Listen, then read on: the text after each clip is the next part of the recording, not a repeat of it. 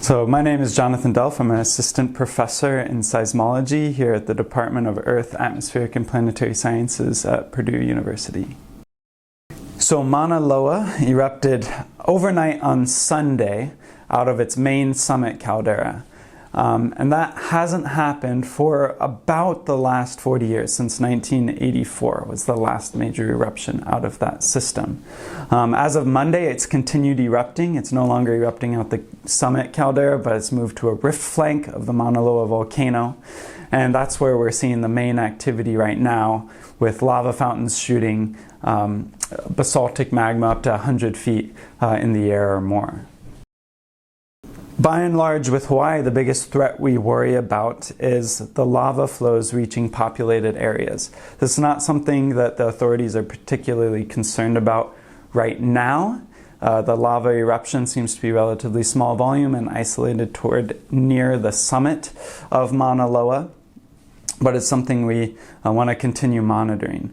The other major potential threats are ash and the eruption of volcanic gases that can get into the atmosphere, and people can inhale it, and it can lead to some respiratory issues.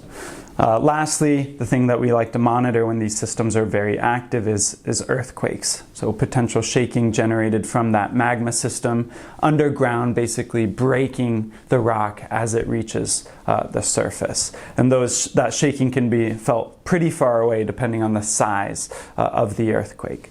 Right now, the earthquakes that we're seeing are relatively small, so not a significant hazard to the community as of this moment. The eruptions out of Mauna Loa are pretty irregular. The average is about once every 5 years, but again, we haven't had an eruption for the last 40. So over, let's say, geologic timescales, hundreds of thousands of years, this is a very common event. This is basically why Hawaii looks like it does. It's because of eruptions coming out of the Mauna Loa and other associated magmatic centers. On the human time scale, though, things are a little harder to predict, but we're really good at monitoring whether there's potential for an eruption. Predicted is a hard word to use. I'd say statistically we can give a likelihood, but saying that something will happen tomorrow is much more difficult. The way we generally monitor these systems that we know are active and likely to erupt on human timescales is mainly through ground deformation, things like GPS on your phone, but very sensitive to millimeter scale movements. Tilt meters, so basically really high precision bubble levels if you've ever leveled a picture, but you put that on the slope of the volcano and it can tell you whether it's inflating because new magma is coming into the system.